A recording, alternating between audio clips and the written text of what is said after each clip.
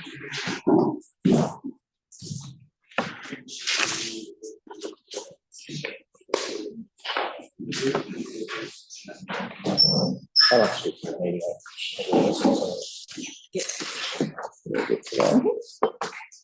welcome everybody. We're now live streaming the Buller District Council full council agenda meeting for the 29th of November 2023.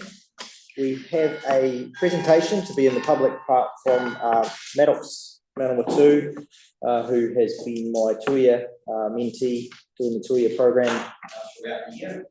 And then we'll have a couple of public forum presentations. So Maddox, you'd like to open us with a karakia and then launch into your...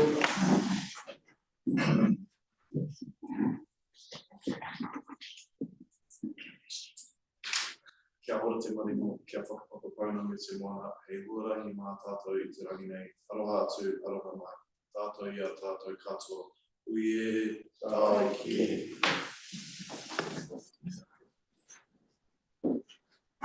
Yeah, that is fine too. I was candidate from Buller.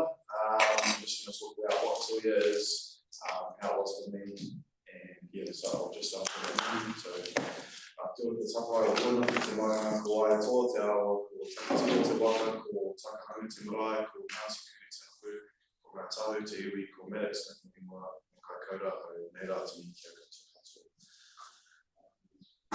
Sweet, so what is Tuia? Tuia is a kaupapa that unites rangatahi Māori who make great community contributions. I also found that Tuia helps people with the next step in life, whether that's mahi, study, or something else entirely. Also something that got emphasised was Tuia is a kaupapa, not a program. Program has a beginning and an end, whereas a kaupapa just goes on forever. There were 5 wānanga over the year with 5 different po, and I'll talk about them more in the presentation as well.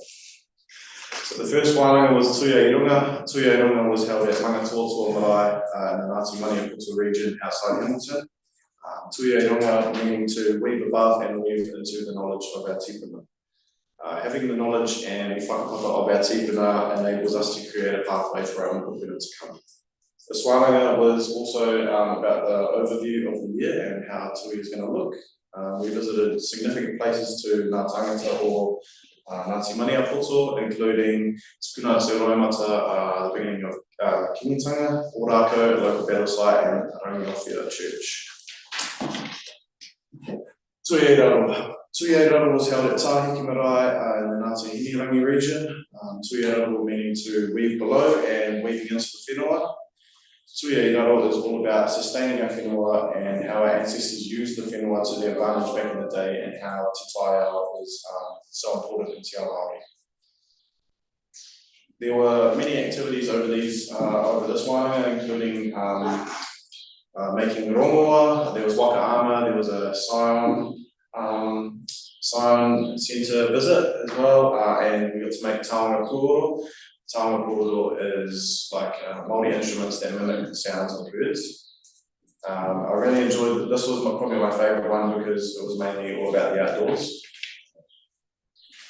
Tuia I Roto. Tuia I Roto was held at Otako Marae. Tuia I Roto meaning to weave within.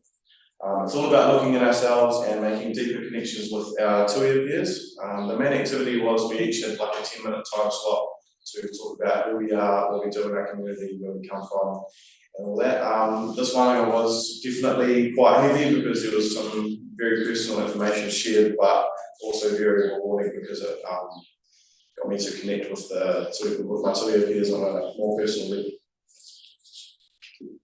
Tuia I Waho. Tuia I Waho is meaning to weave without. It was at Pukemoki Marae in Napier. It's all about giving back and community contribution. Unfortunately, I couldn't make this one because I had rugby playing and coaching commitments that weekend. And the final one was Tuia Te Hira Tangata. Tuia Te Hira Tangata was held at Papawai Marae near Greytown. Tuia Te Hira Tangata meaning to weave within our people. This one was all about the reflection of the year and celebrating our achievements. At this one, you could really see the growth of the Tuia whānau. A lot of people started or were further down their journey, their reo journey. Some were starting new jobs in Te Ao Māori, well, in the Māori space, sorry, and some were just more confident in their Māori identity. We also had a presentation at Whare, which is just a building by the wharf. Went for about 4 hours, and it was just me and Jamie, he came along, the mayors from other regions, friends and whānau of the Tuia people came, and it was just talking about what we got up to over the years. It was awesome. My favourite part of that was definitely the 15-minute cup haka bracket, because I got to lead the haka, which was very cool. How has Tuia impacted my life? Tuia has impacted my life in a few ways. The fact that the Tuia kaupapa is a safe Māori space where there's no judgment on your reo, how much you know about your whakapapa and the connection you make with your whānau. By the second one, I felt like I'd met all the Tuia people like a couple of years before. We were all just like one big whānau. It was an amazing opportunity to learn about my culture and the whakapapa of many different places that I went to, and the history of those places too. Tuia also majorly got me out of my comfort zone, because there was a lot of people. There's probably about 60 each one, and you have to speak every time you go, just about what you're up to. So it was really awesome. And Tuia, the biggest thing I took out of it was Tuia gave me the confidence to be proud to be Māori no matter where I am, and gave me a bigger appreciation to wider whānau as well. Not recently, last year we had 3 little nieces move in with us, and my parents took them on full time, and they're my cousin's kids, and they're like my little sisters now. How will I apply my leadership to Bulla? I'm starting a new journey in 2024 in Nelson. I'm planning to study Te Reo Māori full time at Te Wānanga o Aotearoa. I'll talk about that later as well. But I'll continue work in the rugby space in Bulla. I'll be coming back maybe 3-4 days a week during rugby season to coach and play as well.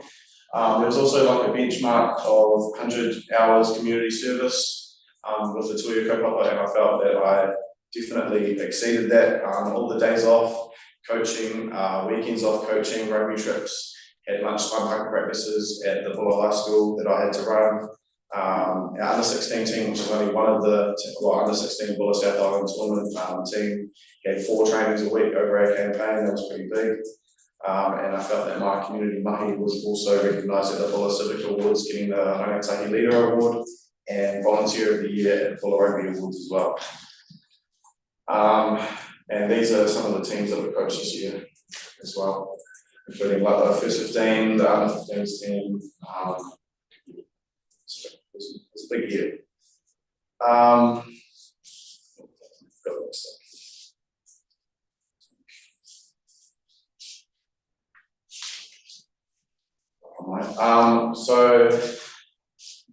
now going to talk about the importance of counselling communities, supporting young leaders to develop rangatahi Māori. Overall, it just gives young Māori confidence and opens up our minds up to more possibilities that we didn't even know were there. Like at the start of this year, I didn't really know what I was up to. I decided to be a teacher at Bulla High School, and now I'm like confident in my studies that I'm going to be doing next year, and hopefully going to come back after studies and work with youth. Hopefully I'll have the same mindset as I do now. It also lets rangatahi connect to their people and whakapapa. I grew up in Germany and Italy, so I didn't even know what being Māori meant was until I was about 12. So being part of this kaupapa was just amazing and a real eye-opener for me. And yeah, Tuia is all about giving back, and it's a kaupapa, not a program. It's all about community contribution, which is what I've been up to as well.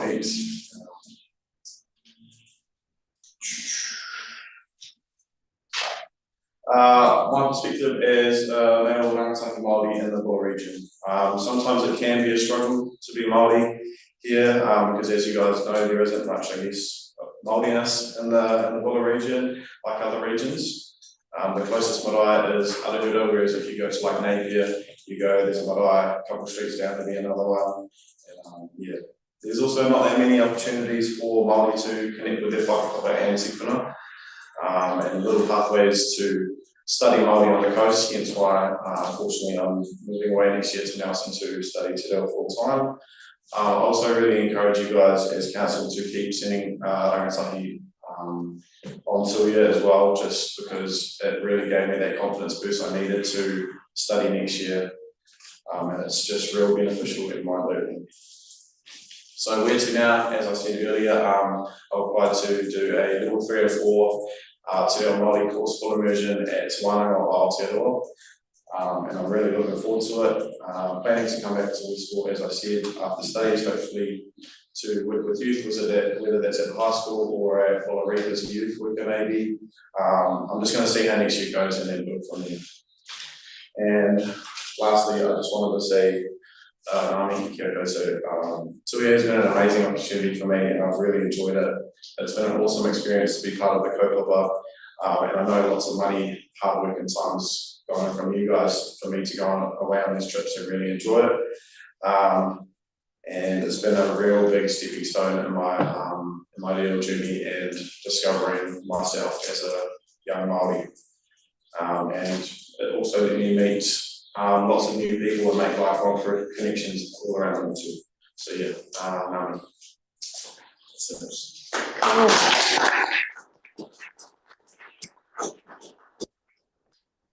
Awesome, Maddox. You've trumped everyone else that's done Tuia in terms of the presentation. So you're in the cap. Just a comment, I guess. You mentioned proud to be Māori. I think it's proud to be a part of Tuia from a council point of view as well, and provide an opportunity for young Māori, and great to have for the first time a young male Māori from this district going out and making a name for themselves in the world. And of course now you join the elite club of 3 that have done Tuia through BDC with Ella Moore and Steve Taharawa. So congratulations, and wish you all the best for next year, and don't be a stranger to council, and certainly don't be a stranger to the district. Councillors, any questions? At all? That's awesome. Thank you very much. Well done. Sweet. I'd like to also finish off with the kind of views. Oh, yeah.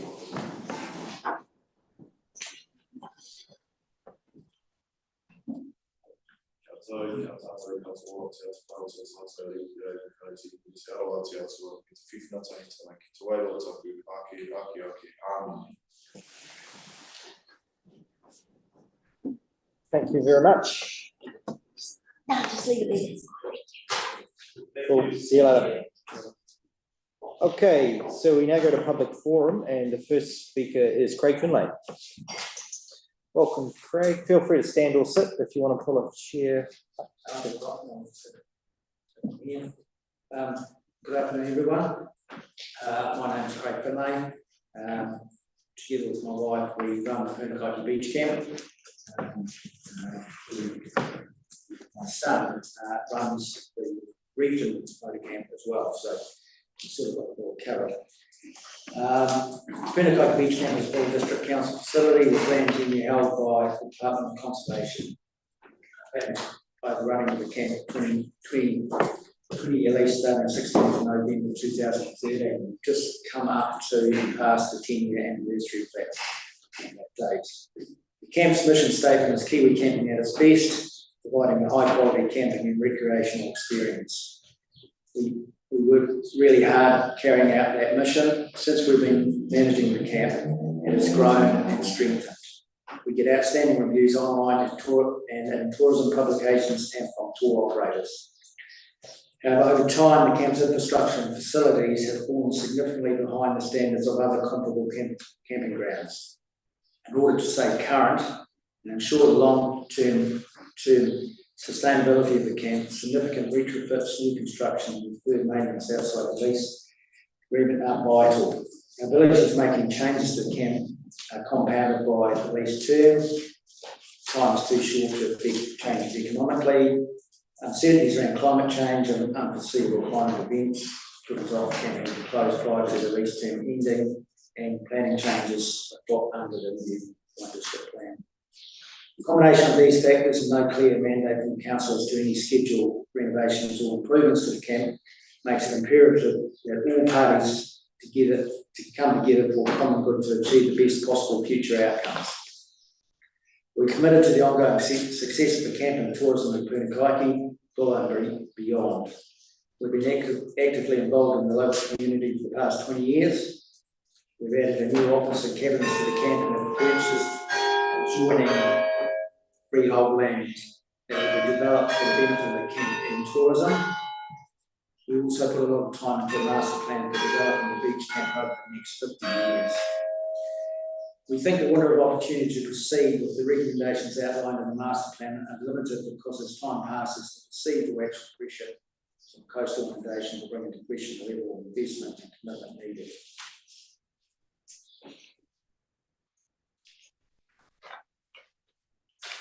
The main challenges for the camp are the undesirable physical condition of many of the existing facilities, the seasonality of the business, the undercapacity of facilities to meet present and future campers' needs, and the lack of sea protection along the northern edge of the grounds.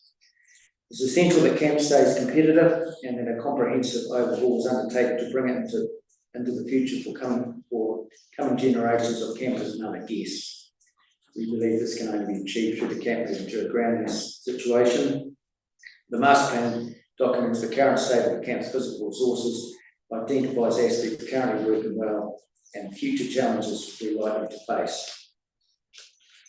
It details options for upgrading, expanding, or replacing existing facilities and provides recommendations for developing new facilities as required.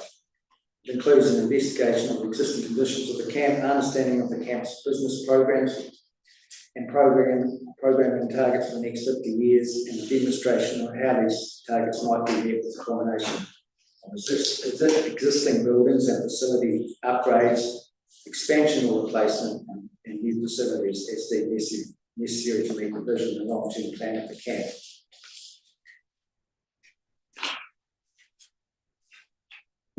We believe that nothing is done and the status quo remains, an opportunity will be lost to capitalise on the economic stimulus created by the central government multi-million-dollar investment in the area. The new visitor centre, Kautiri Trail, Papara, Great Walk, the government's invested in the order of $70–80 million within the immediate area. And if nothing's done, it's going to deny the advancement of the camp for the benefit of the district and the wider world tourism. Thank you. Thanks, Craig. Questions for Craig? Councillor Reading? Craig, just I know you had some issues with coastal erosion down there, so we're looking at, as you were saying before, about another 30, 40 years or whatever. So how's that erosion being managed, or can it be managed?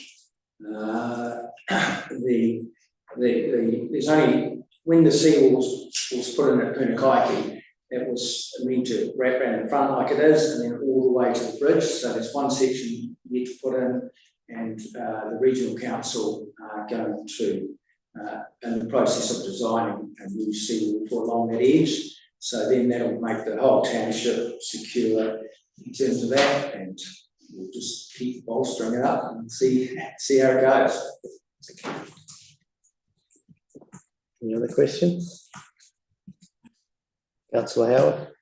Thank you, Craig, for just providing that update, because I think when you last presented to us, the previous council, and there's a lot of new councillors here, so I think just providing that information just keeps them informed when we're working around the sewage issue and then around the camp, and just do maybe sum up and just what you're requesting from council in the future. And you mentioned about the ideal situation is the lease, I believe, is it? Yeah, that's right. So the idea is, well, the situation is, as I said in this report, say, it's revamp the camp, and how do we do that economically, and who pays for that? So under our proposal that we put forward, we will pay for that, and carry on upgrading and doing those works. Under the present lease conditions, we can't do it. It's not enough time in the lease itself to give an economic return, so the status quo will remain. And then as I've said, we just leave that with 10 years to let the lease run out. At that stage, other factors may play a part as to how it can go on into the future. So, it's sort of small and do something to do. Any other questions? Thanks, Craig. So councillors got your two documents circulated, evaluation report and the master plan, so it's all in hand. Thank you. Right, the next public forum is coming in via Zoom, is Wendy Thompson. We'll just give a second for Wendy to open up. Here we are. Welcome, Wendy. The floor is yours. You have 5 minutes. Okay, good afternoon. First, I'd just like to thank you for the opportunity for me to speak today at public forum, and I'm really sorry that I can't be there in person, but unfortunately I've got a work commitment that sees me running a workshop on the other side of the Alps tomorrow morning. And I'd also like to thank Council for requesting the follow-up report about Roebuck Street that I think is agenda item 6 on today's in today's meeting. And that is the report that I just want to speak briefly about this afternoon. I acknowledge that in that report that staff had recognised that there is a serious enough problem with the large trucks and large vehicles using Roebuck Street, that they have put some recommendations through for solutions, and also have decided it's serious enough that they want to deter and ensure that these large vehicles don't just transport further activity to Stout or Balance Stout streets if they are restricted from using Roebuck.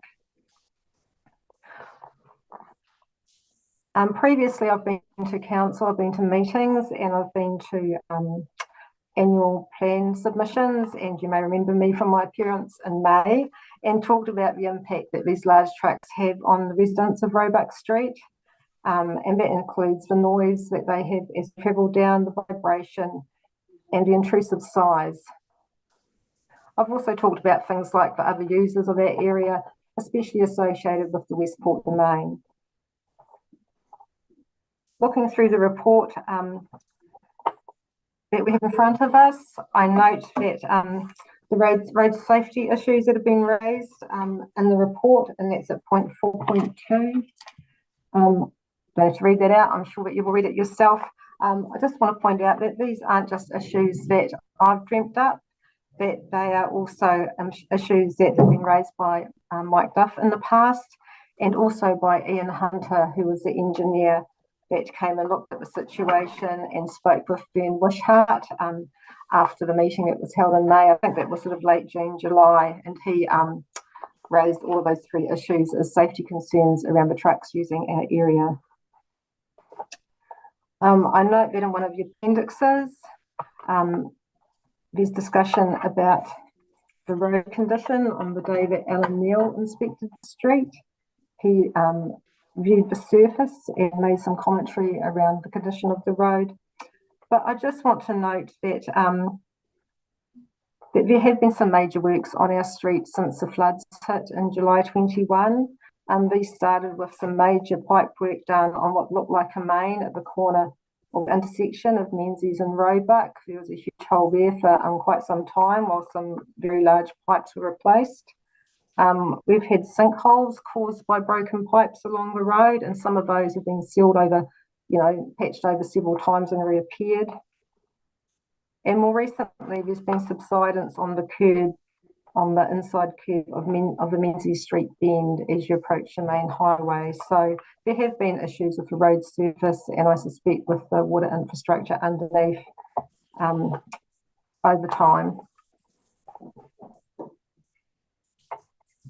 I see that staff have brought up 3 primary options for resolving issues on the street, one of which is the status quo, one is around a bylaw, and one is around physical constraints. Just want to say that from my perspective, I think last time around it was relatively well established that a bylaw couldn't actually be enforced, and I would like to see physical constraints put in place in our area to try and restrict these large vehicles, regardless of the success of a Waka Kotahi subsidy, which obviously does bring the cost down to about 30%, I believe, for council. And also, I think that an option to keep costs down or to spread them out over time would also be to do that staged implementation, where perhaps starting off at the state highway and the Menzies Street intersection and see if that works, and then roll out across to the little side streets if it doesn't. Although I do note that the design of those streets compared to Roebuck, where Roebuck runs straight through Menzies towards the domain and the river, there's quite a large setback at the domain, so these large vehicles have the opportunity to get a good swing round to come down Roebuck Street from the main highway, and yet when we get to Stout and Balance, those are T intersections, and there isn't that same opportunity to enter the streets quite the same. So that's pretty much me in a nutshell. Apart from just the timelines, I am a little concerned about those and what's been proposed in the report, because obviously I've been back and forth to council at various times with various neighbours as well since about 2010, I think, or maybe a little bit earlier. And here we are in 2023, and we're looking at, maybe 8 months to 2 or 3 years to perhaps implement something. So I guess my enthusiasm for some kind of action is just tempered a little bit by that. So thank you for listening to me. Thanks, Wendy. Just take any questions. Councillors, any questions for Ms. Thompson? Oh, thank you. We'll be discussing your paper during the course of today, as you noted. So thank you for speaking to us. Cheers. Okay. Is there no one else public forum wise that's putting their hand up? So it doesn't look like it. So we will now, I've already declared the meeting open, so we will move now into agenda item 1, which is apologies. And we have an apology from Councillor Webb, who is the only one not present today. So we'd like to move that way. Councillor Fallett, seconded Councillor Naylon. All those in favour? Any against? It's carried unanimously. Agenda item 2 is the members' interest. Are there any items in today's agenda which members wish to declare a financial or non-financial interest? Move that there's none to record. Seconded Deputy Mayor Basher. All those in favour? Any against? That's carried unanimously. Confirmation of the minutes from the public minutes from meeting of the 25th of October. And then the public minutes from the extraordinary council meeting held 1 November. We'll deal with them separately. 25th of October, are there any matters of correction to those minutes? Councillor Reeves. Page 15, second to last paragraph. It was noted to remember that it's better to have the houses occupied than, or rather than empty, being unable to put health workers in there. What does it mean, please?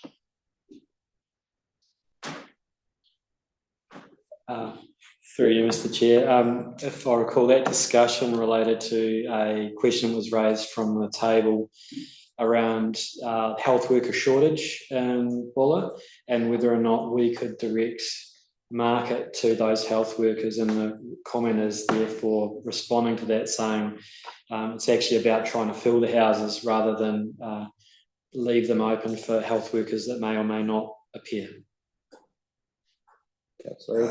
Thank you. That was in the previous paragraph. It's just that when one reads that second to last paragraph, it just doesn't read very well. That's all. I'm just wondering if it could be reworded. Please, I haven't got any rewording available. But essentially, I think if we full stopped it after empty and deleted those last few words, because it is covered in the paragraph above, would that? I'll have him some. So you got that change? Cool. Any other changes? for the minutes from the 25th of October. Okay, we'll deal with the 1st of November meeting, the extraordinary meeting. Are there any matters of correction to those minutes?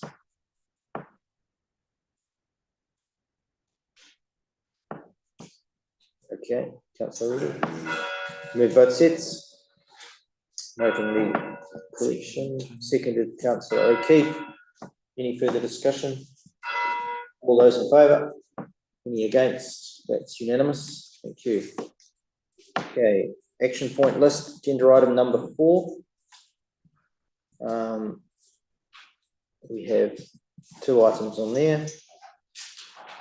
The updates are in red. So action point 23 is the subject of another paper to this meeting, and the other one is an update there from Douglas. Councillor Reedy. Thank you, Mr. Mayor. 2 points if I may, please.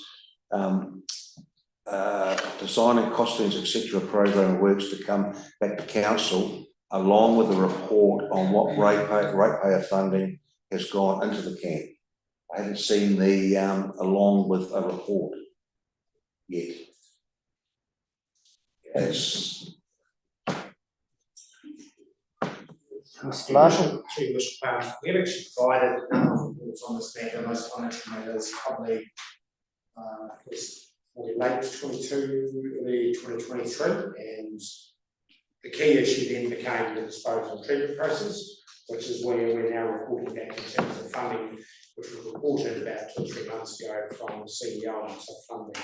So the next step, and as Mr. Finley's noted, we need to engage with him to determine what is the way forward and come back to you with whether we think the offer of purchasing the improvements is appropriate in the best interest of him as the tenant, our council as the landlord, and ultimately our community. So that's just it's unfortunate that piece of work's just sitting, not the rest of the money we work through. It's not a priority of the plan, but we're mindful that we're very careful. So we can give an update on the financial side, but the best thing for me will be just to give you references where we've provided those reports in the past and see what else is in. Councillor Reedy. Thank you, Mr. Mayor. It doesn't, to me, it's not a report that was come through on the action point, but I'll just park that for now, if I may, please. The second one was to do with the expenditure of 792, which we've got a decent explanation on. There is a $4,000 variance in there. But when I add those numbers up, but I'm not going to worry about $4,000 at the moment. What does concern me though is we have a carry forward Punakaiki camp, and I know I'm advancing a little bit, but Punakaiki camp effluent system, we've still got 168,000, I think it is 188,000 to be carried forward. So is this over and above what we've got on here for BDC via reserves funds of 192k? Are they one and the same, or are we talking different numbers? Please? Look to the team for that. Brooks. Mr. Mayor, yes, the amount that's carried forward there towards that budget would be funded from the portion you see here for the reserves funds that's been taken into account for BDC share. Sorry, I'll just repeat that a bit louder. Clarification on that, please. It's part of the that reserves fund. Yes, it is included in that reserves fund. The carryovers that we're talking about later are included in that reserves fund number. Somebody else. Councillor Howard. I just think it'd be very good to just note we really need to address this. I think there's a advantage both for the council and our financial position and type and that for the leasee, but also noting when I was down there on the weekend just how tourism's picking up there. And I think for the district's economic development, I think it'd be really, really timely to see some progress in this development opportunities.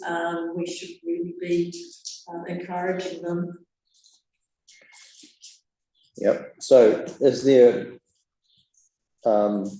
scope within the current lease to have those discussions now, like at a officials level? Absolutely, we have met with Finley, I'll say 4 or 5 months ago. Before this application went in, we talked to them about it, but probably since it's come back being successful, we haven't probably had much more discussion to advance it. So yeah, the lease contemplates this matter. So these type of things in general terms, that the real issue, one of the issues that flows out of this is that if we do sell the improvements to the lessee, how do we intend that to be held at the end of the lease? Because often in these situations, the lessee turns to the lessor, the council says, well, would you like to buy back our assets? So we just need to be aware if we make this decision to sell, say, for example, there's another decision down the track and buy back. So just got to be mindful of these steps, which is probably why the reluctance on the council might be to sell it now, if we do lose the rental return, is that we've got another issue to resolve in a decade, say, for argument's sake. They're the things we've got to step through. Councillor Howard? It's probably a broad discussion, but one bit, given the hazard and maybe climate adaptation things, and given this projected thing, a lot of these buildings appear to be on poles, which could be part of the lease that may be removed from site at the end of this lease. So I think we just getting into detail. Those things need to be worked through. Let's just deal with the current action points. But your point is noted, and it may come from the your point may be captured by the response to public forum. I think discussion at the end. Councillor Naylor. Yes, just that reference to the previous reports. Can I have a copy of those as well? I'll just get the dates right, council, whatever it was, and get back. Councillor Simpson. And that did cover what it was costing the ratepayer, the cost of the ratepayer for running the campground. Did that report include that, please? I won't answer that because I get it wrong. I'll just get the references to the reports here. Just I'm not 100% sure what we covered now. Yeah. So we'll get the finance team to share that to Gina, who'll forward it to everybody.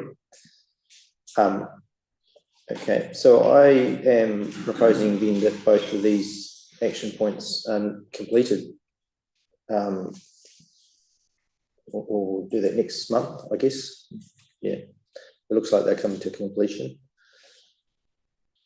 Can we leave the camping ground one there till we get the report to see?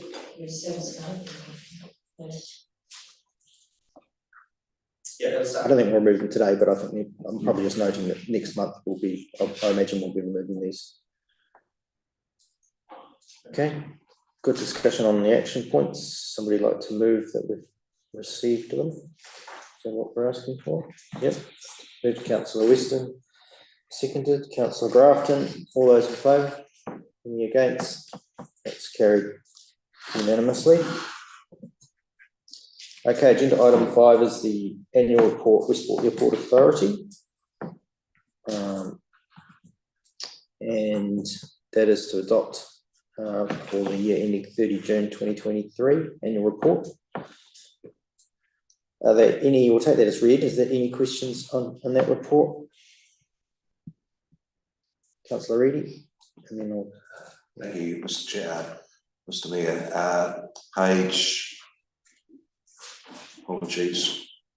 Page 41, number 12, delay in completion of the audited annual report. Firstly, apologies for not putting in my questions beforehand, so I'm bringing them up now. The time frame was not met because the tax work was not completed by the external tax advisors until after the state. Generally, the work by the tax advisors, who I believe are PwC, can be corrected on that. They can only do the tax work if the information is provided to them in the first instance. So there's two questions really. Was the information provided to them so they could get the information, so they can provide their calculation prior to the date that we had to report by, or were they the ones who were tardy and not providing that information? That's the first thing. And depending upon the answer, I'd just like to ask another question for me, please. Deal with that one. Were we late or were they late? Thank you, Mr. Mayor. We provided the information through to our tax advisors.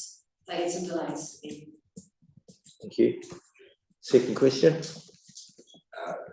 The delay was attributable to their end. their end. Okay, I accept it, okay. Okay. Councillor Sampson. Well, there's probably three sort of queries. Page 35, on number 4 on legal fees. There's quite a jump in legal fees, $9,000. I'm just wondering what they attributed. Seems to be quite a large amount for legal fees. $9,000 from I think they were 9.3 last year. yeah, but they budgeted 2, so Oh no, sorry, that was 6,000 6.4. so something 30%. Do we have any insight into the legal fees? I think there are a couple of matters in terms of some, one was some operational issues around the airport running itself, but secondly, from recollection, the CAA were promoting a updated joint venture agreement. I think there was part of a review of that process in conjunction with the other council JV partners in different, so as a collective time approach. I think that was just two key things we looked at. Okay, page 38, internal charges again, up $30,000 on the previous year. Has that been sort of consistent over most internal charges throughout, 30% increase?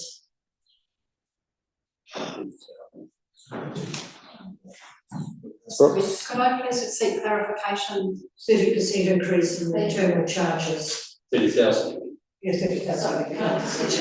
More than 30%. Clarification on which? So bottom of page 8 of the annual report, Boulder District Council internal charges, 2022 were 52,536 and 2023 are 82,272. Thank you for clearing that up. I was looking at the wrong page, which wasn't very helpful, was it? That's definitely in line with budget, and that is an indication it's a way that OE was allocated for the year. So is that consistent right throughout the organisation, the 30% increase for internal charges? For outside agencies, no, you do work. no, it wouldn't be. It's just and then on page 41, interest charges, number 9, we've got 37,500. And I wonder what that great interest charge was. Thank you. I wondered which legal I would spot that, because I looked at that a few times as well and thought it looked like a mistake. It isn't. It's actually a reflection on the overdrawn current account. So it's actually a calculation based on the running balance of that, and because it was an overdraft for between the two parties for the whole year, and the interest rates calculated on the interest rate as the council's overdraft rates have increased as those go up. So the actual amount is calculated. So happy to share some detail later if you'd like. But in other words, 35,000 for that's over. Yeah, that's overdraft. $500,000 roughly for the entire part. So substantial this year. Difference from us.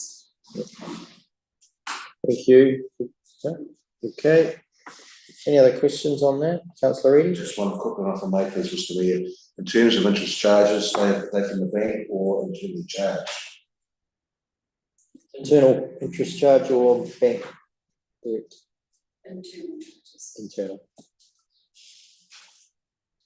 Okay, good questions and clarity there, hopefully. So it's a simple recommendation to adopt the Westport Airport Authority year ended 30th of June.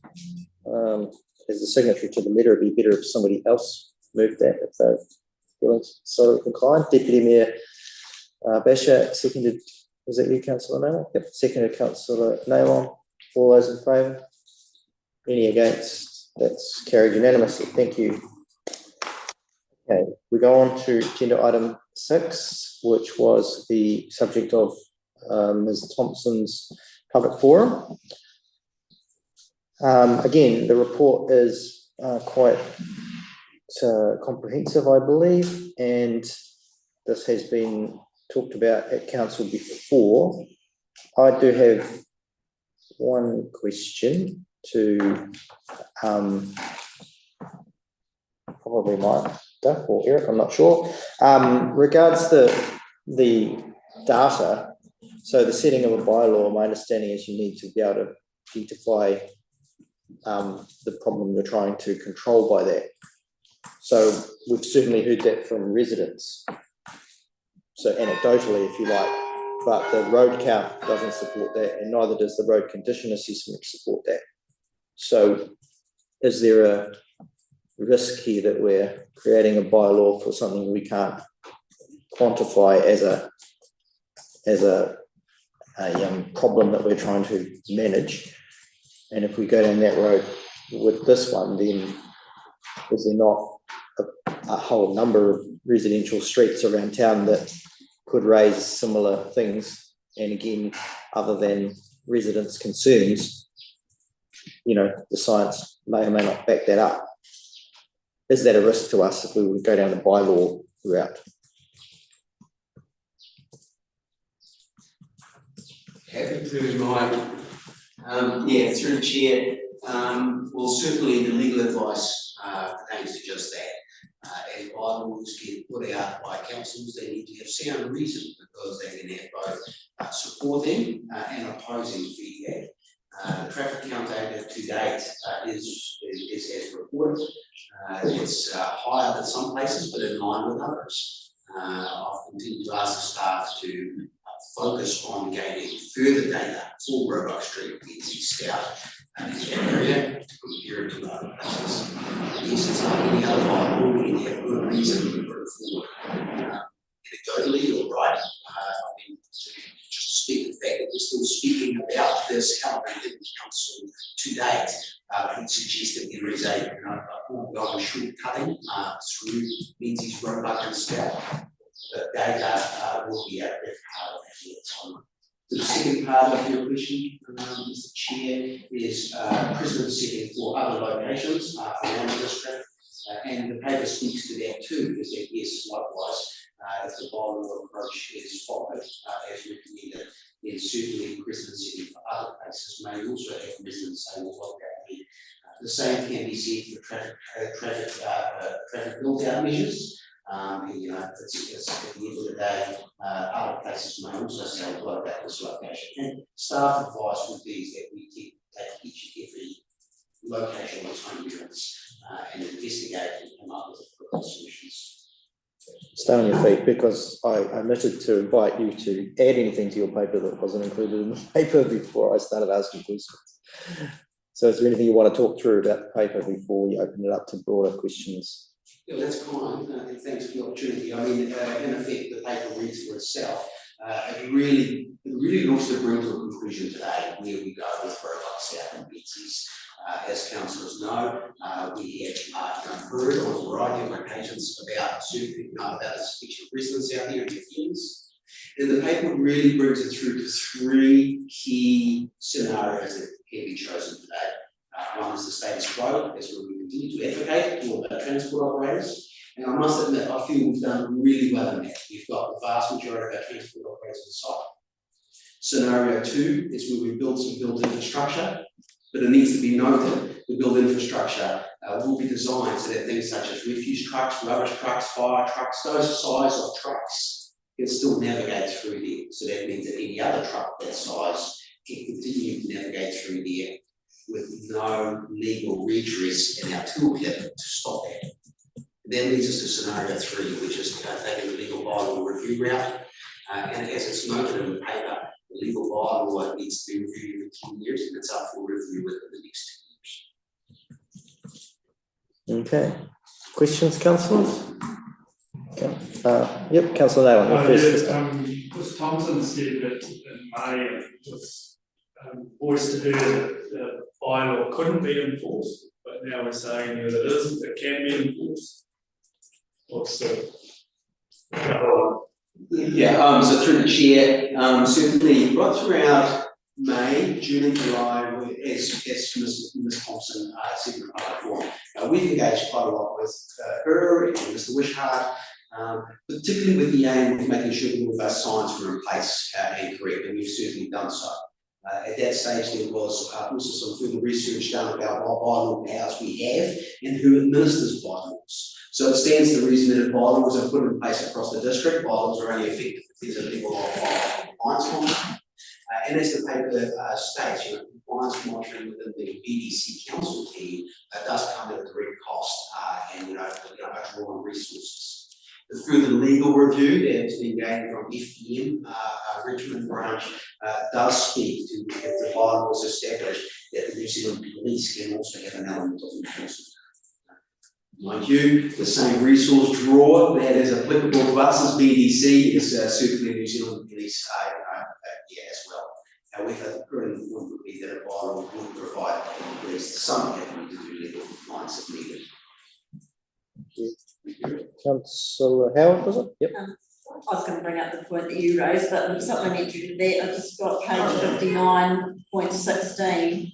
As part of the consultation, council undertakes in connection a review to its traffic bylaw, would recommend that council discusses the restrictions with police and seeks their views. Have we sought police views, and if so, what was police views? Okay. Have we sought police views yet, or will that come as part of the bylaw creation? Yeah, and I've got to apologise, I don't think it's just diligence, it's sometimes a bit hard to see where we are and everything, but the short answer is no, we haven't. And we seek to, and so we're happy to, but we seek to gain a resolution today to see what process and pathways the likely one to take and then we'll take further steps around. Okay. Councillor Weston. Thank you, Mr Mayor. So if a heavy vehicle had to do a delivery here, option one's the only option, really. So if you had somebody with a truck and trailer unit had to do a delivery in those streets. Shall I through the chair? Noted, always the challenge about transport planning. There really is in one option that suits, or one response that suits all different scenarios. I think it has to be noted that communities in the area will need access to a house truck or whatever that may be, or for building site materials. And well-crafted bylaws can make exemptions and rules for those, but certainly some of that is in the actual legal way that is done, and that takes a fine legal touch. And if the bylaw is chosen, we'll be really looking to explore that angle with our legal advisors. Thank you, Mr. Colin, Councillor. That's all three questions on the way, please. First one is page 52, the dollar figures. 275k. Are they what was expected from Waka Kotahi, or is that the 72% versus 28% okay. Share? Total cost? Yeah, so the total cost is simply a project cost, or net project cost, and if it was to be supported in the NLTP for 24-27 by Waka Kotahi, they would pick up 75% of that. But that would not be a given necessarily. They don't support everything, every idea that we present clearly. Correct. So Waka Kotahi investment advisors go through our investment principle, a sharp tooth comb, and they would certainly look for good evidence-based material to say that this is the appropriate solution for that location. And it also is noteworthy that if that option was chosen here today, that 275,000 would need to be added into the draft prioritised LTP that is currently considered through our minutes. Thank you, Mr. Mayor. And thank you for the response. When one travels down Menzies, you can imagine a truck and trailer. I really can't see a personal delivery being the truck and trailer itself. I think there's enough access there for fire trucks and relief trucks and what have you. But for me, having travelled down that road again as recently as this morning, when you travel down Menzies, travel down Menzies, there's a lot of room for swing into Roebuck and obviously from Queen Street, because Roebuck, of course, is a T intersection, sorry, a small lowercase T intersection, and they can swing around. When you travel further up and you go into Stout and Balance, there is no room for a swing. That's why they don't use those streets, because they cannot swing around. That's the first point. The second point is down by Balance Street, they have an area which has been, I don't know what the terminology is, but there's been a flower garden put on either side of the Balance Street, which will stop any large truck and trailer, for example, coming through. That's not mentioned down there, but that could, for me, we're not looking at Stout and Balance, we're only looking at Roebuck, for the reasons I just said before about swing. Now, there's that option of having that flower garden as you've got down by Balance, or alternatively, which I've noticed in page 53, any build out and built infrastructure at the entrance and exit of Menzies Street will require Wakatahi permission, but Menzies Street is not part of the state highway, so why is there not just an island, as suggested in one of the Becker diagrams, an island put in there so that you either turn right into one side or whatever. It is not part of the state highway. So why have we got that in there, if I may ask, paragraph 2, when the street is ours? So I suspect intersection design leans on a manual of some description, NZTA specifications, but I will look to the team. So the roading design isn't ad hoc, it's to a specification manual of some description. Yes, so Menzies Street is indeed a local road, and it does indeed intersect with the state highway, and it's just good normal neighbourly courtesy that as we design elements that intersect the state highway local road intersection, that we work with Wakatahi to ensure that built infrastructure meets the needs and design manuals. But you're talking about further. So the drawing offered by Becker's regarding that island, is that doable or not? I mean, that, for me, that will stop any truck and trailer from swinging into Menzies Street. So through the chair, all threshold concept plan drawings provided by Becker. Would that be at those indicative costs that were in the report?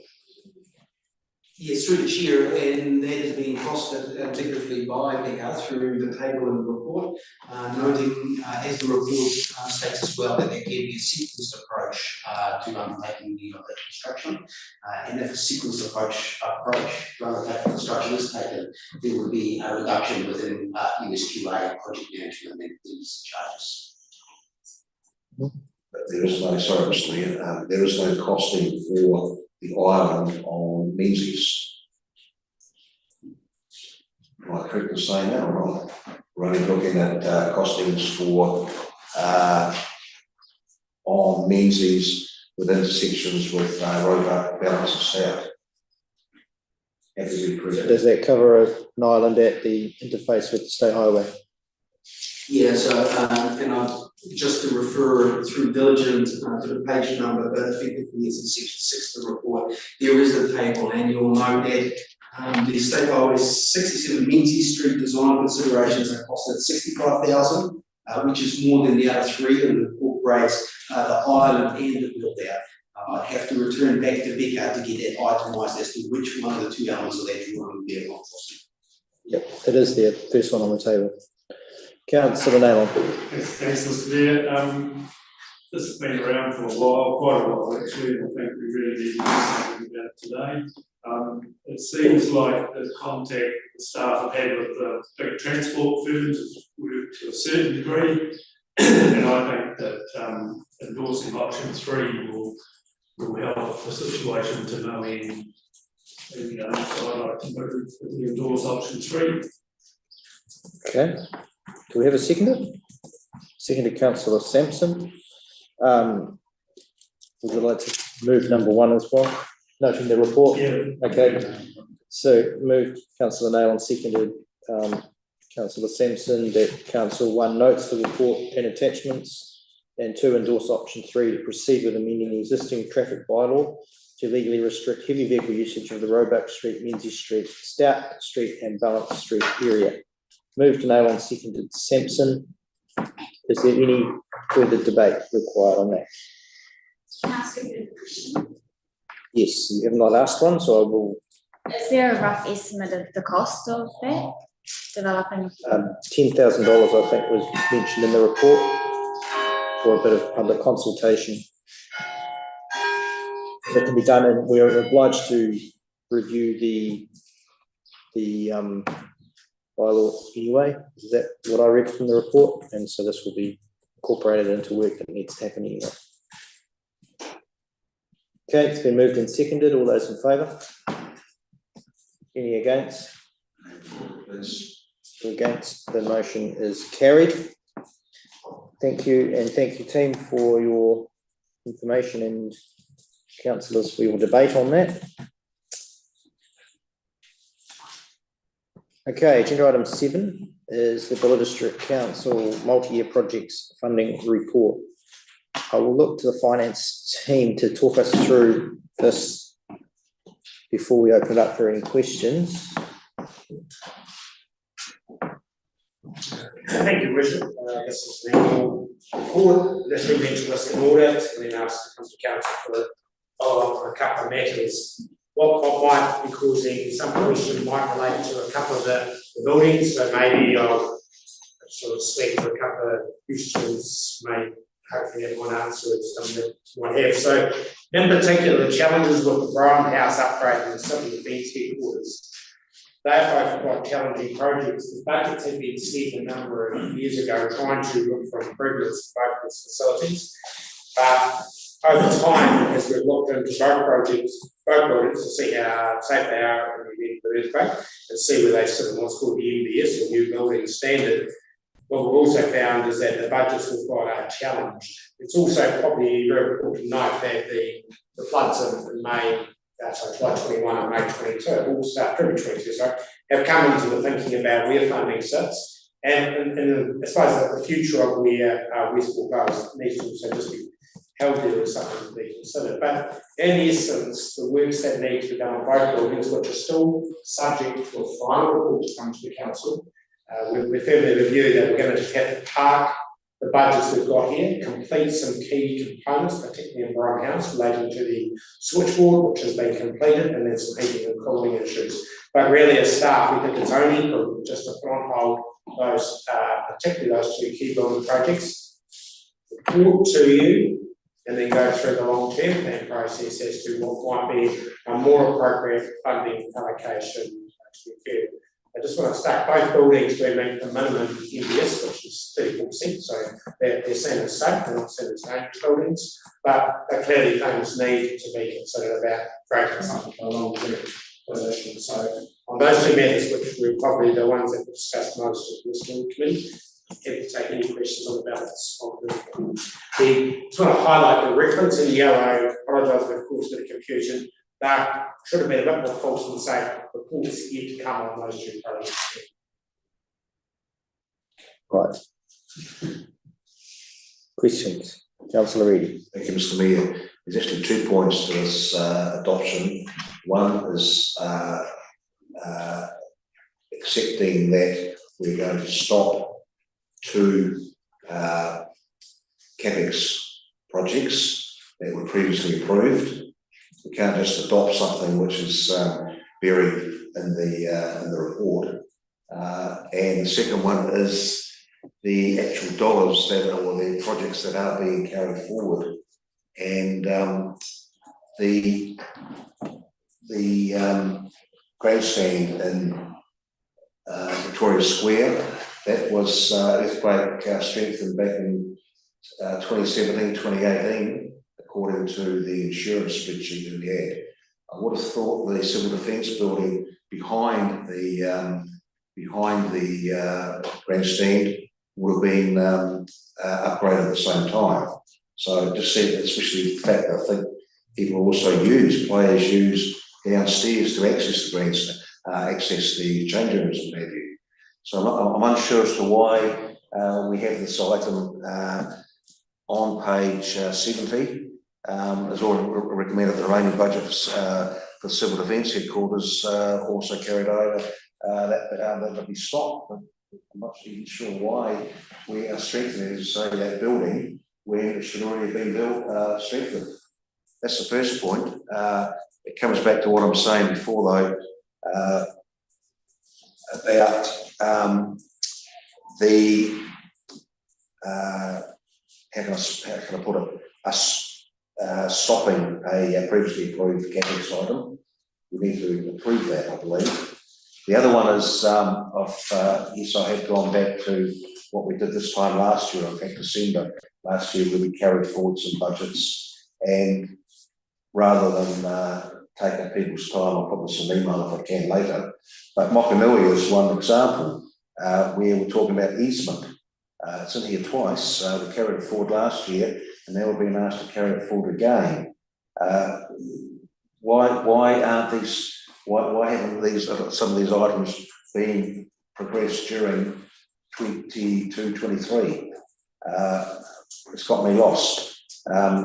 There's a few others which I say I will through the chair I'll do an email, but I'm just a bit concerned that we're carrying forward items that we had from this time last year, and we're being asked to carry them forward again this year. Why? But I'm leaving that open-ended, please, Mr. Mayor, and I'll cover that by separate email to everybody. But in the meantime, if I could just reinforce the importance of us as a group approving the cancellation of 2 CapEx items, and then approve the carry forward. Okay. Do you understand what I'm saying? Sorry. Yeah, I do. Can you further explain that, Douglas? We're not suggesting to the council today that they need to cancel those 2 projects. What we're saying to you is giving you the best advice currently we have, which is we have a couple of projects that aren't going to be delivered as per the expectation within the budget there. So we're just putting our hand way up on high and just saying, hey look, just flagging this for you right now, because they are projects that have quite a bit of interest obviously in the council itself.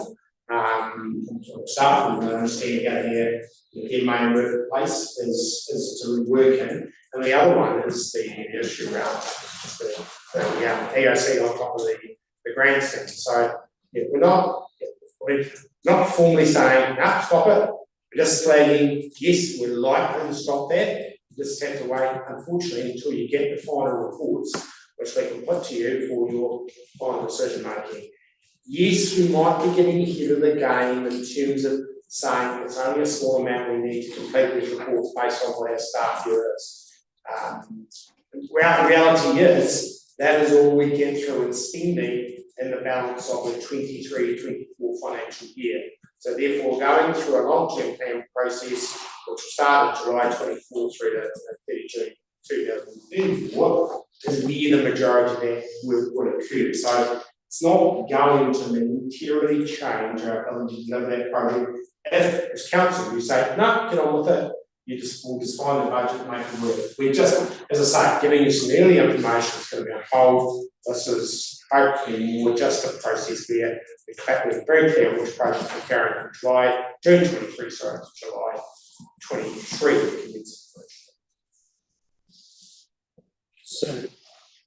So effectively what we're talking about here is potentially a project rescope, which when the reports come back, it would be effectively a rescope of what we previously thought. We're no longer going to do necessarily the same bundle of work, and that whatever the new thing looks like could be the subject of the next long-term plan.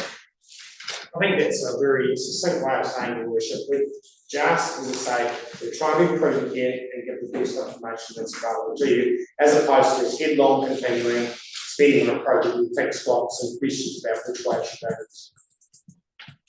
Thank you. Deputy Mayor Bash. Just to be clear, that the delay on some of these projects is because you've had another look at them and are not sure that they're a priority. Would that be one of the reasons that we delayed spending? The expectation of what we would spend when we set the budgets, we cannot work within that budget. And we're just saying, we're just in pause and look again. And also, it's totally appropriate, I think, to look at in terms of where the town, the town sits up in front of things where it might come in the future and say, well, these are big spends, these are spends that, they should last easily 50 years. So how we spend this public money, we're just saying, these are two we need to just put a bit of pause on and think again about.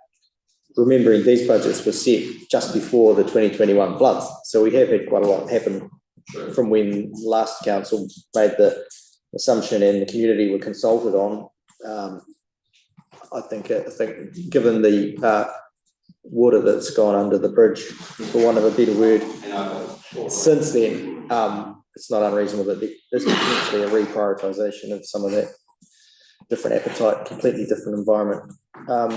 Councillor Fowler. So the alternative could be to go ahead with the projects as they were originally planned, and then the council will report back to us next year and say, okay, well, this one was 60% over budget. So I think it's good that we've been proactive in reconsidering and rescoping. Yep, thank you. Any other questions on any of the items in the carryovers? Councillor Naylor. Thanks, Mr. Mayor. Carnegie Library, somebody explain to me what it's all about. This is obviously from the previous council. Yep.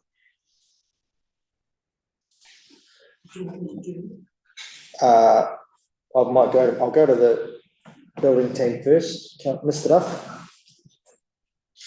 Thank you, Mr. Mayor. I'll share the update that I have around the history of that project. So in 2021, LCP, a budget provision of $510,000 was made as a commitment towards the project. That's why it also appears as a carry forward item, because it hasn't progressed past that, which year through now. Also, there's a matter to effectively negotiate with the committee around that, so that part of that arrangement, which is also co-funded, can be established. So there's also been some increase to the scope and budget required. So originally it was circa $1 million piece of work. My understanding now that's closer to 1.6 million, and hence there's a need to just reassess, partly because of that budget differential, but also some of the technical matters, so the architectural designs and so forth is still a matter to resolve, and so that as it presents in this report, the need is to carry forward that council contribution part, at least to keep the dream alive, to keep the work progressing. And my understanding is that through a report that will come to council probably early next year now, we'll aim to bring it all together, what the latest information is, both technically, budget, and then be able to inform all parties, including those co-funded, or that co-funding aspect, so that those funding opportunities can be pursued. So I think the key thing at the moment is to preserve the council contribution part until the report can come back to council, and that will then enable the next step, which will be to understand what the plan is going forward, what, if any, additional contribution from council is sought, or at the very least to inform the community about what external funding would be needed to top up the balance of the project. So that's just a sort of a state of play. I think a report in February might be the time frame to resolve all of those uncertain parts. But first and foremost, it's about guaranteeing the previous commitment of council while they haven't carried over. Noting this carryover is for the current year we're in, so it's till the end of this financial year, isn't it? That answer your question? Do you have anything burning you want to add, councillor Sampson? Oh, just, the fact that some of the reasons it hasn't moved is what we keep hearing repeatedly, the floods and, COVID sort of stopped a lot of movement again. But I think over the last few weeks, it's made some really good movement, and I think we can concur with the report in February should sort of try things up. And yeah, as was said at the time, it was for seed money, and it's seed. Deputy Mayor Bishop? It just seems to me there's a bit of a balance though, because the longer you don't do something, the less the money's worth, and the more the costs are. So you know there is a balance when you're deciding what to delay and what not, because you're losing the value of the money, but you're increasing costs as they just normally do. So I guess it is important to prioritise, but once you prioritise, probably more important to get them done. So you're not losing that real money. Okay, I'm ready to move on with this, but councillor Howard? I just a little bit of clarification, why we've got total approved budget of 1.47 million, and yet the council contribution was the 500k, depending on external funding. Just look at where it's done with books or. But This is still Carnegie we're talking about, yes, yeah. Yeah. Can you explain that? Could you please repeat? So we've got, under the Carnegie, we've got a 22-23 total approved budget of, that was 1.47. Just as my recollection, I think we only ever talked about 500,000 subject to external funding, and plus a small pool of money to do some feasibility or. Up to 100. So I just wonder why we've got that million dollars. Thank you. That's a good question, and that's what we've tried to articulate in the point a little earlier in the report, to say that in prior we had $1 million. That's the total. That was the total budget for the project that was shown in the books, but council only ever said it was going to contribute 50% share. So when we actually put the report forward in last year, we talked about the total budget, and I don't think that was the right way to present that, and so we tried it up this year. We tried to put a little note to say last year we put up the 1.1 million. This year we're making it clear that financial contribution from the council is really 500. That has not changed. I'm sorry that year on last year didn't help. So thank you. Thank you. Okay, so this Deputy Mayor Basher moving that council adopt the multi-year projects funding schedule marked as attachment 1 as at 1st of July 2023. Is there a seconder? Seconded councillor Sampson. Any other questions, any other debate on that? All those in favour? Any against? Madam Recorder, please. That is carried. Thank you. We move on to excuse me, agenda item 8, which is an update to the code of conduct. This is really to just a update to the description and wording around the Protected Disclosures Act changes that we adopted previously. Do you want to add anything to that? Thank you, Mr. Chair. No, it's, this is just the final tidy up procedure. Happy to take any questions.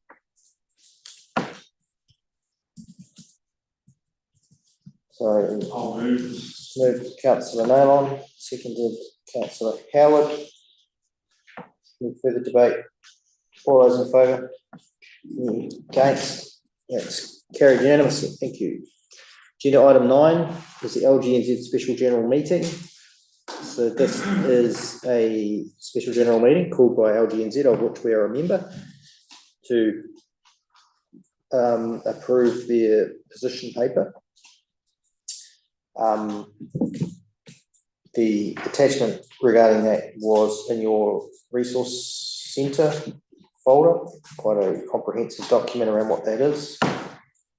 Probably just take questions on that. So that was the outcome document of 2 hui held in Wellington, quite well attended by local government and chief executives across New Zealand, to build a consensus view for LGNZ on the future for local government reform, and will form the basis for lobbying, I suspect, of LGNZ to the new government or future governments, as the case may be.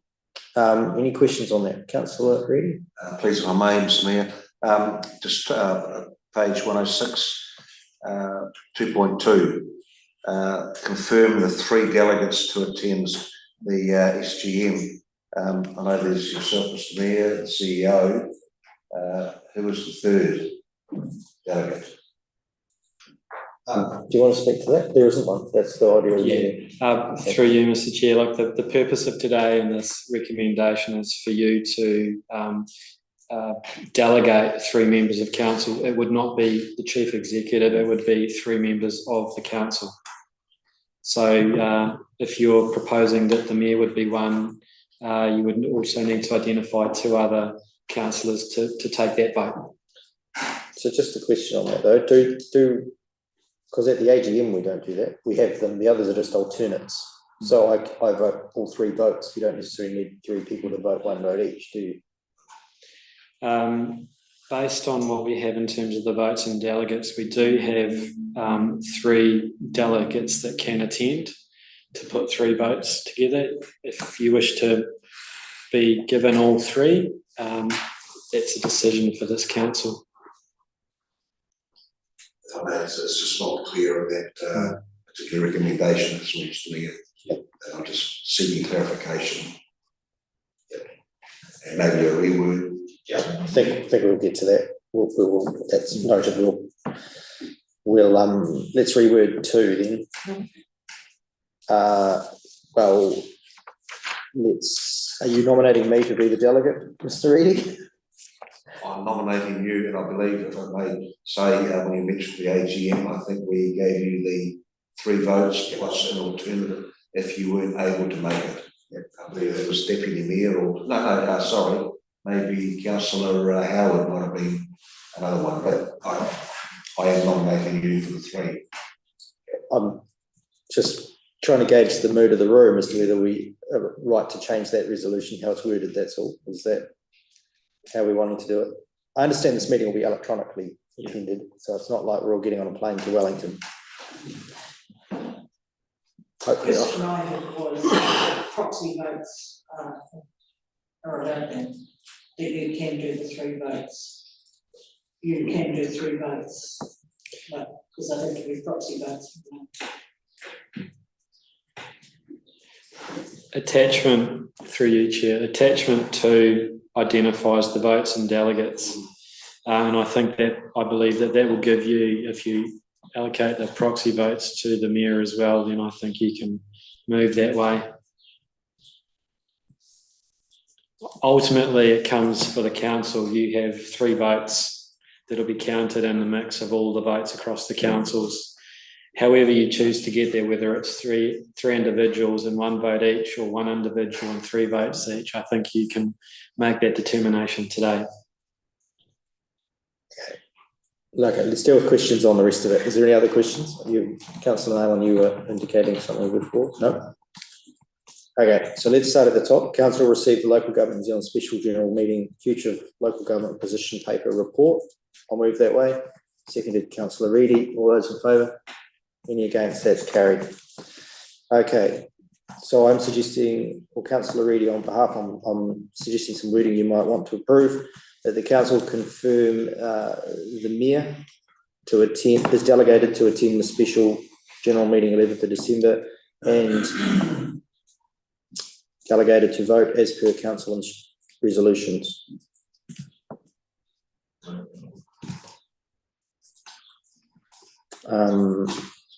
That doesn't deal with a secondary person in case I'm unwell or something, does it?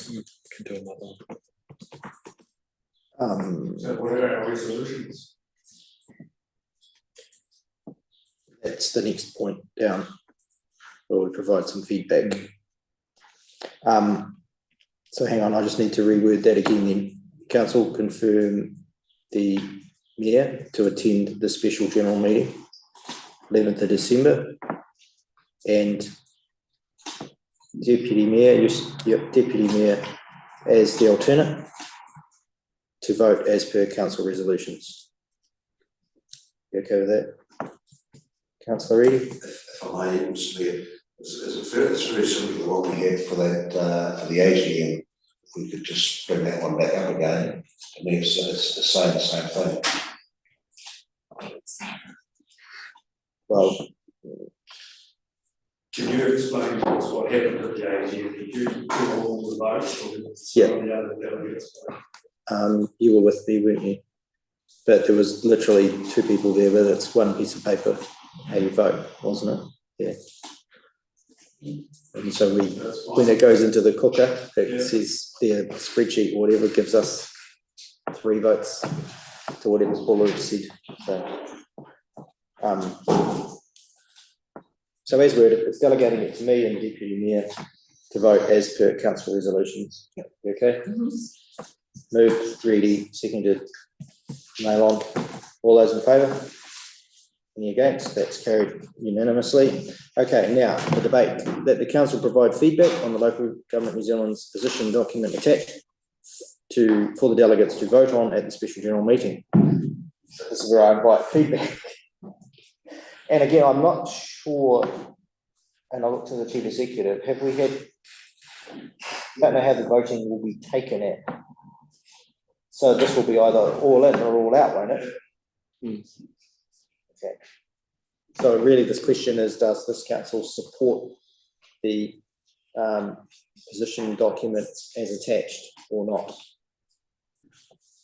But we can have discussion about the points in it as well, but at the end of the day, I suspect it's seeking the whole purpose as a consensus position. So I'll certainly read through it, and there's elements of it that I agree with and elements of it that I don't. But I also recognise the process they went through, and that is a consensus building process. So you don't get everything you want in a consensus usually. So I'll open it to you, Councillor Naylor. What were your thoughts? Or I'm happy to leave it to you. Daunting document as far as I'm concerned. It was a meaty document.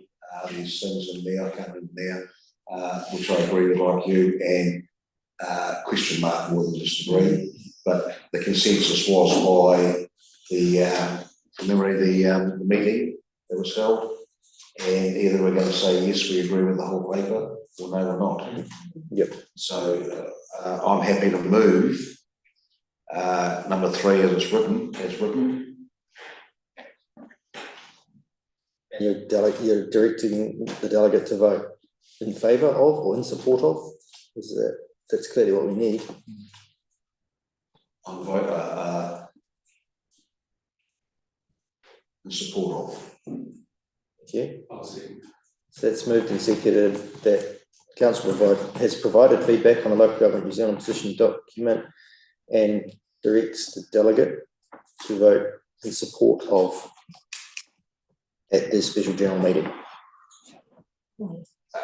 May I ask, are you content with that, Mr. Mayor, having been there in person? In the overall, I think there's enough in there that I would support, yep.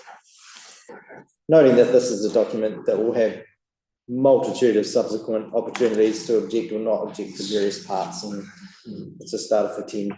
But has LGNZ done their best to include from the very initiation of this work as many voices and as many councils and that as they can, well they have, and that's kind of all you can really ask.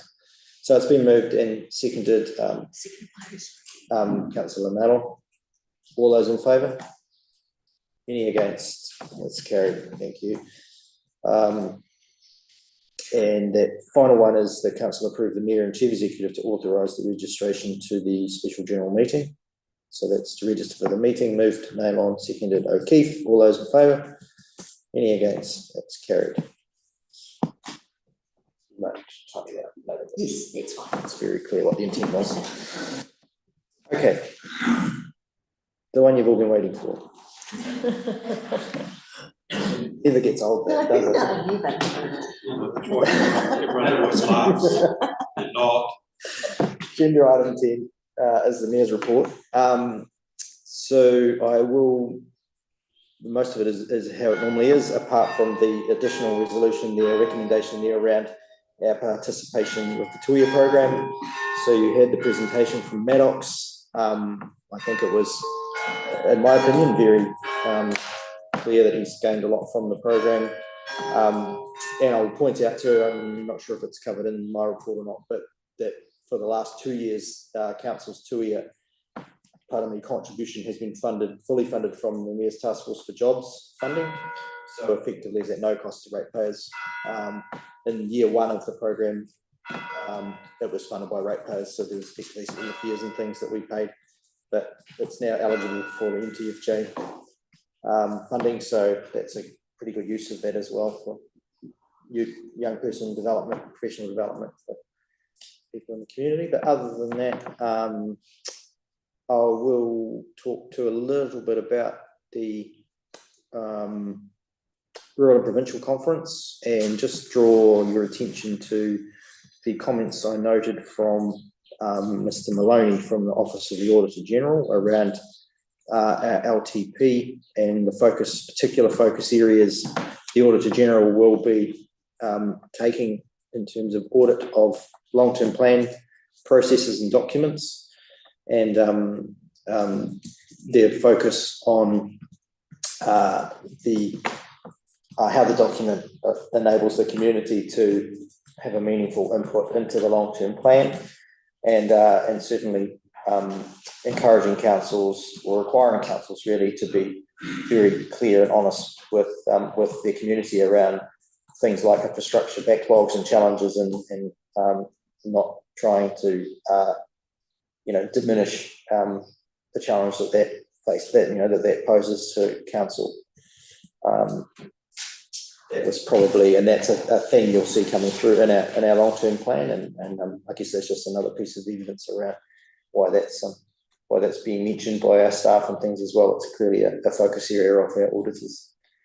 I'll just take the rest of the report as read, I think, and happy to take any questions if there are any.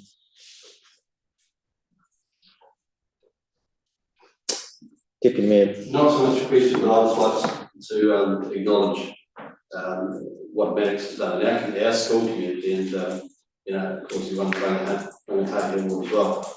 But it's lovely to see both and Ella in the community working with the young people. So I'd be interested to know when is the next selection time. Oh, yes. So thank you for prompting that. So the intent was today to bring that agenda item to get your endorsement that you want us to be still part of Tuia, and then there'll be a advertising campaign. So this year I've had a chat to our comms team, and we'll put together some ads to go district wide just to try and see if there is someone that fits the reasonably specific criteria for Tuia. In Karamea or Reefton or Maruia, so that we do give that opportunity to anyone in our district that meets that bill. And we'll be probably looking at a simple application process and probably a panel interview type arrangement with myself and the Mayor's Task Force for Jobs team, and probably someone from Chrissy's community environment team who oversee the Tuia contract on behalf of council. So that will be happening over the side of Christmas and over into, because we need to have the person selected by sort of late January and notified during February, I think, usually, so that they go off to their first wānanga in March, usually early March. So thank you for that. I'll be having move number 3 to start with. I think it's a really important addition to the toolbox for a community. Why don't you move 1, 2, and 3? I can have move 1, 2, and 3. 1, 2, 3, 4, 5. Yeah, have move a lot. Do you have an issue with Councillor Reedy? Oh, are we going to have a discussion first or discussion after we've moved? On Tuia? On your report. On your Mayor's report. I've got 2 questions, that's all. Okay, let's move in, it's moved and seconded, and we'll open it, so moved, Basher, seconded. Howard, we'll open it for discussion. Sorry. Councillor Reedy. Page 113, we're talking about mayors, chairs and iwi forum. And there's a talk about a briefing paper, the BIM. Do councillors get an opportunity to view that briefing paper, just so we know what you as the mayor discussed with with the forum? We haven't seen the briefing paper. I'm just asking. Yeah. So the intent is that would be shared with council before it's finalised. Okay. And the other question is on page 115. I hear what Mark Maloney, I understand what you're saying about that one, Mr. Mayor. Bruce Robinson, the independent chair, former Assistant Auditor General as well. His comment there, last bullet point, rising rates are not the problem, lack of revenue is. Is the business model right? How are councils looking long-term to increase other revenue sources? But it's not, I don't understand, rising rates are not the problem. Well, I believe they are the problem, to be honest with you. So I just want to get some context, that's all. Yeah. So he spoke quite a lot about that, and he was challenging councils to effectively, the second sentence sort of covers it, was to question your business model. So, are you driving value out of things like your CCO, your alternative revenue sources? So his point was that rising rates are not the problem, in the sense that they are inevitable, because you have infrastructure to build or services to deliver, but a lack of revenue and how we pay for that is the problem. So he was sort of imploring council to, not our council per se, but councils generally to be always conscious of, and through their audit and risk committees, to be testing, is your business model still fit for purpose? Are we set up right for success, and are we exploring opportunities to seek external revenue? You were there for that part as well. No, I think you've touched on every point he made. Yeah. Anything further on the report? It's been moved and seconded. All those in favour? Any against? It's carried unanimously. Thank you. Chief Executive Officer's report. I'll go to the Chief Executive Officer. Talk us through it. Thank you, Mr. Chair. Look, I'll take the majority of the report as read. I just want to obviously update that we now do have a coalition government in place, and we do know who those ministers are. And we do know that the Three Waters reform will be repealed within the first 100 days. And we are now working towards Buller District Council essentially being the water entity, and that is going to have an impact on the way in which we approach the long-term plan, and we'll talk to you about that next week. We're also, as noted, we have reached out to Taumata Arawai, and we are now awaiting confirmation of when we can meet with them. We had hoped that would be next week. It may be delayed a little bit. We just got a cancellation today, so I don't have a confirmation of when that meeting will be, but we will be, through our team, laying all of our cards on the table with them around the compliance issues in Northern Buller, and a range of other matters around affordability. But at this stage, that's probably the only update to the report that I can offer, and happy to take any questions on that. Any questions on the CE report? Councillor Sampson. Just on 148, council have engaged a local communication and engagement specialist to develop communication strategy. Just wondering what it was. Lee Harris, she's a resident of Fox River.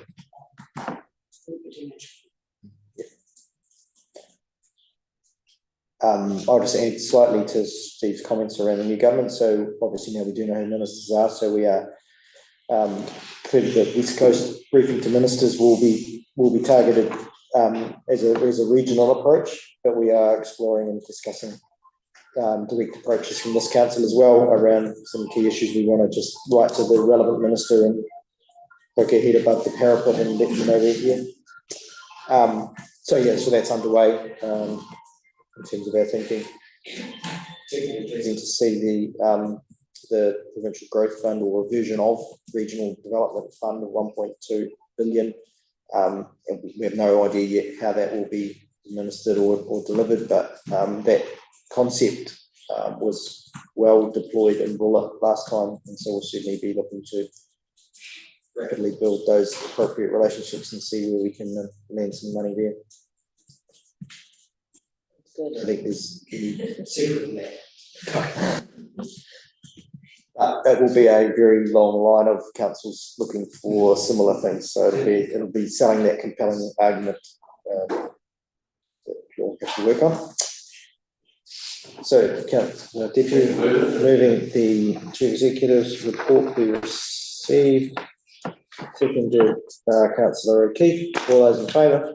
Any against? That's carried unanimously. Verbal updates from committee chairs. So Councillor Webb is absent. There is a meeting next week, ICB? It will be next week, won't it? Yes. So that agenda will be out later this week. Ned, do you have anything from Cool. Fantastic to see the Benami Pathway building unveiled in Greymouth, or very near ready to open by the look of it, and Dolomite Point as well. Good progress on those.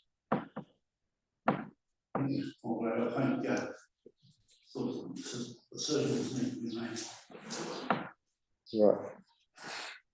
Cool. Councillor Naylon, regulatory and hearings. Just an update on the 2 hearings that we've had. So as I said this morning, the waste management is coming to council on the 13th. So apologies for those who are expecting us to reconvene on the 22nd. That's been delayed until the 13th of December. And then obviously good to see that we got through the hearings this morning.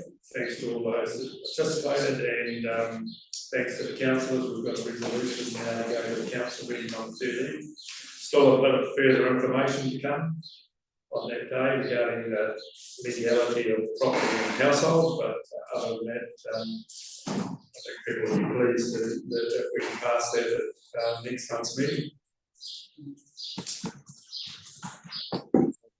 And you noted this morning too around the waste one is coming to the December.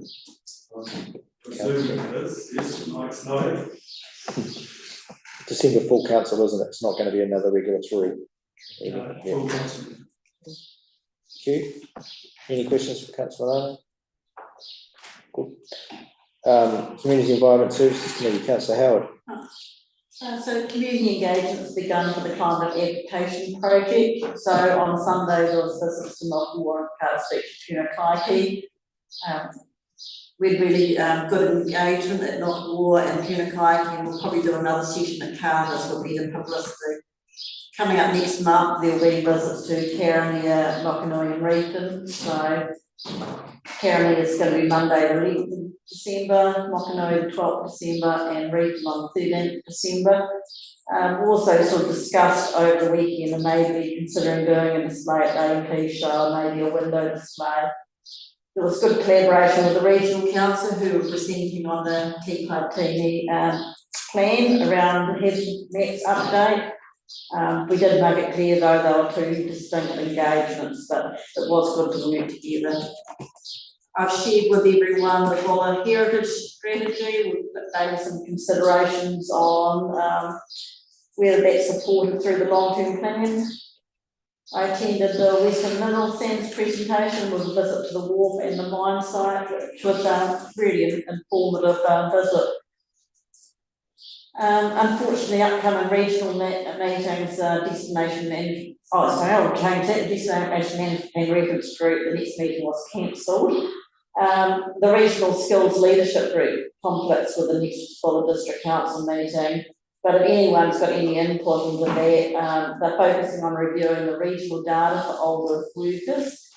Two focus areas: enabling workplaces to be more work-friendly, flexible and inclusive, and actively engage with older workers to understand what information, support and training they need to successfully participate in their labour market.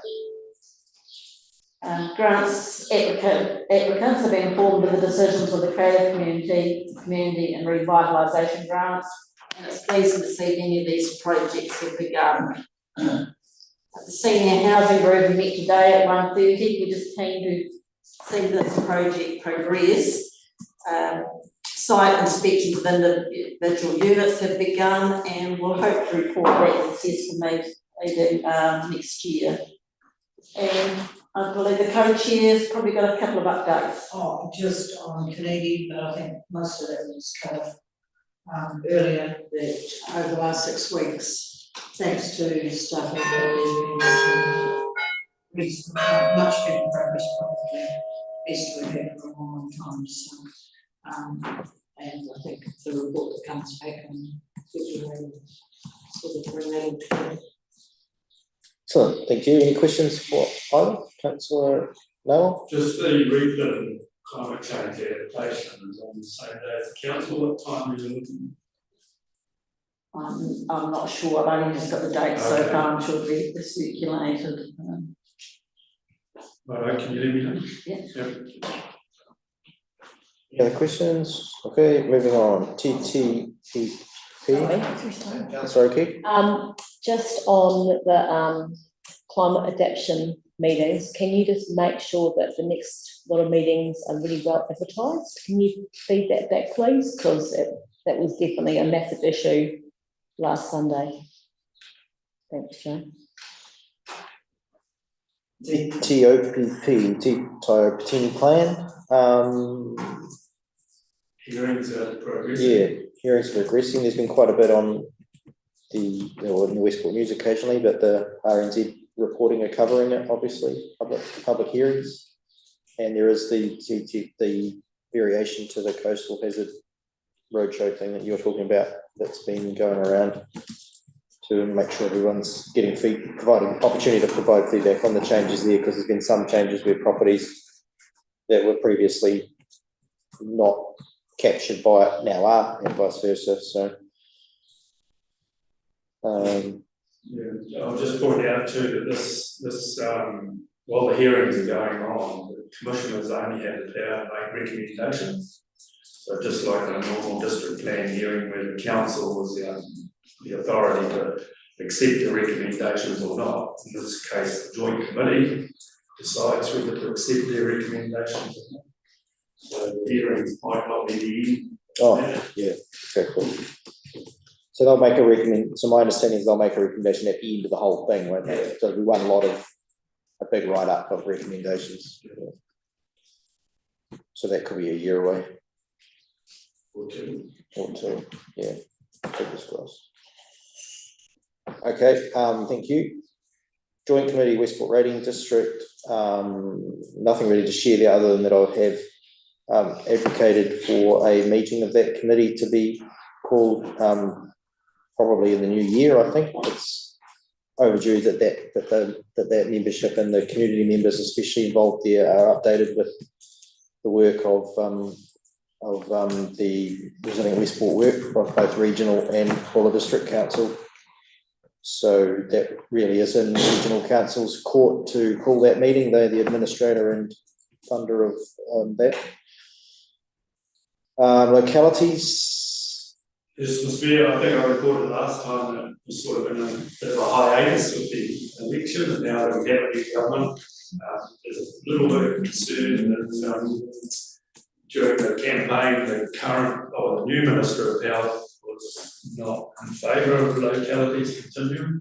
So my understanding is that these were pilot schemes, if you like, so that all of the chairs of the pilot schemes are attending to meet with the Minister prior to Christmas. They can to just gauge where is that with the locality. But in terms of what we've achieved so far, I guess we've got all these different agencies that have sort of merged together.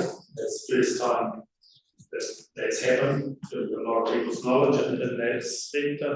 So, yeah, we're hoping that that'll continue, but it's all up in the air.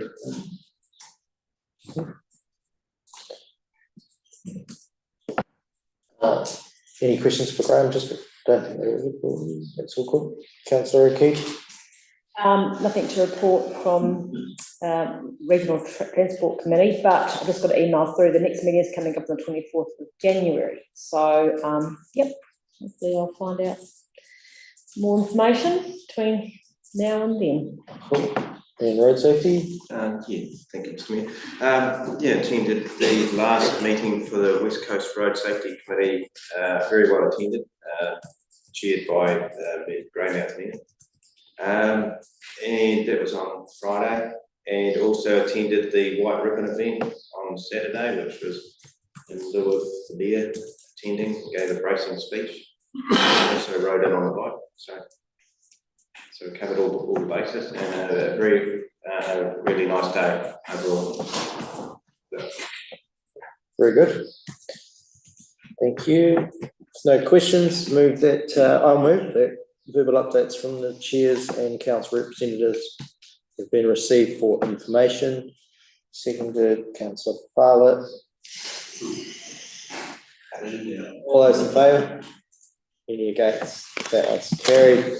Right, and the last piece of public agenda is a recommendation to move into public excluded. Oh, yes, let's deal with that. Public forum. Now we had Maddox Utilising, will be thanked. Craig Finlay. Suitable response. So this is, I guess, where we pick up the conversation that you were raising, Councillor Howard. Requested considerations on the long-term future of the Unified Defence management, leasing management. Yeah. So I want to deal with this in two bits. So the response to Mr. Finlay is I think largely that thank his attendance, and when council laws have those documents. Are we suggesting directing staff to come back with a report in the new year around that, or what? Yeah, yes, and I think we'll also be seeking a meeting with Mr. Finlay to progress that lease discussion. So I think that'd be the two actions that we can take from that, Mr. Mayor. Okay, so I'll formally write to him indicating that we have received his information and that council staff will be in contact to discuss the lease or future plans, lease and future plans. Is everyone happy with that? Sorry. Yeah, I'm just a little bit concerned that this business about the item regarding Bunakaiki camp seems to have been going on for quite some time, and we're about to send Craig a letter saying thank you, and we're looking at doing this and doing that, but the information that was sent last night and the night before by Joe are very eye-opening for me, given that I wasn't aware this information was previously available to the previous council. Now, are we going to make a move? I know we're not here to do it now, but we seem to be just regurgitating what we've done before.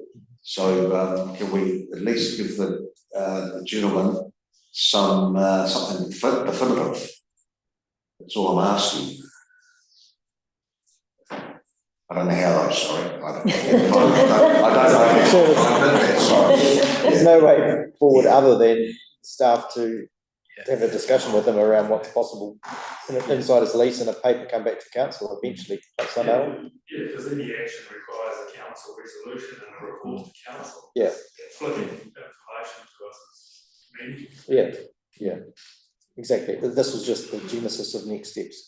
Councillor Howard? Yeah, so that was, information was sent, like, just so you had a background, because this has been presented to the previous council, but totally aware there's a lot of different people at the table. I think that he's well aware of the delays, and while the delays have been, they can't really have an effective influence system to be able to progress any conversations that way. So I think he's quite aware of some of the delays around the discussion. So I don't think it's been I just think timing now where we've been able to address it and the tourist infrastructure funding and addressing some of those problems, it's the time to progress. Yeah. My view, it is initially a staff matter to have a discussion as to what's possible. Councillor Sampson? Well, I think that going on, there's got to be a plan that's come back to council because there's a huge number of questions that have to be answered. So it's just not as simple. We're looking at it and let's get on with it. Yeah. I will be able to make a civil letter out of that. And Ms. Thompson, it'll be probably just acknowledging her concerns and the council outcome of the discussion of the resolution of council. So that's cool. Everyone happy with that? Okay, so noting those public forum responses, and we now need to address agenda item 13, which is a recommendation to exclude the public from the following proceedings of the meeting. One, to deal with the previous public excluded minutes. Second item, to deal with land transfer progress and resolution. And a third item, to deal with CEO performance review consultant appointment. The reasons there are listed. I won't read them all out. I don't think I need to. Move to Councillor Reedy. Seconded Deputy Mayor Basher. Any discussion on that? All those in favour? Any against? That's carried. Thank you. I'll move as we move into public excluded. I suggest we have a 10-minute break. So if we can come back at 5:35.